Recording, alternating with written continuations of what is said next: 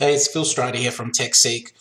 Just wanted to put a post up about particular issues that we've been seeing that are quite common with new business that we've been visiting to do our free consultations in Melbourne's inner northern and western suburbs. One of the things I wanted to bring up was backup.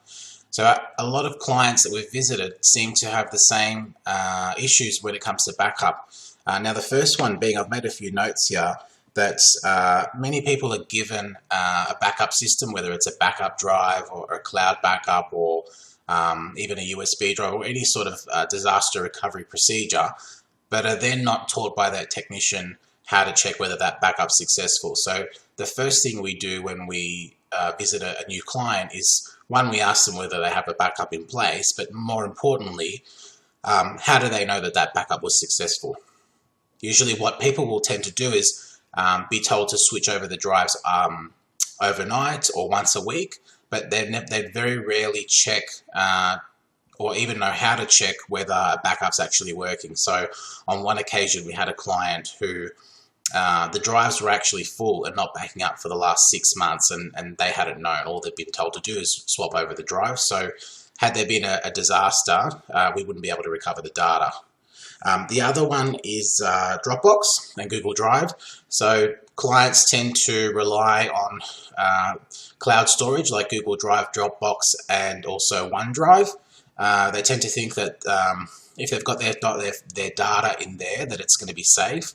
And given that it's a system that allows you to share the documents with multiple people, and those people have read and write permissions, people can easily accidentally delete files. So we still do encourage that you do have a backup either to an external hard drive or another computer that's sitting outside of that Google Drive or OneDrive or Google Drive.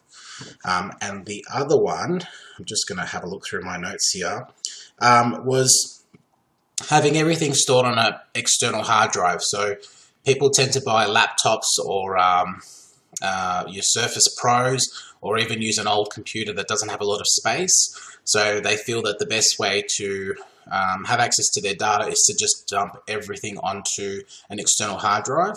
Now that's great, but the problem is that that external hard drive can also fail. So we do encourage that you have at least 2 copies. So if you're going to have an external hard drive, obviously have a copy on your PC as well. The likelihood that they're both not going to stuff up at the same time is quite low, but people make the mistake in thinking, well, rather than put extra space in their computer, they're just going to dump everything on the external drive. So again, if you are low in disk space, put more space internally and then have a backup on your external hard drive.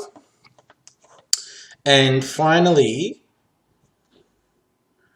not having any documentation on how to restore your backup. So a lot of people don't know who set the backup for them, whether there are any login credentials in order to access that backup, how soon they can access the backup, or who to even call.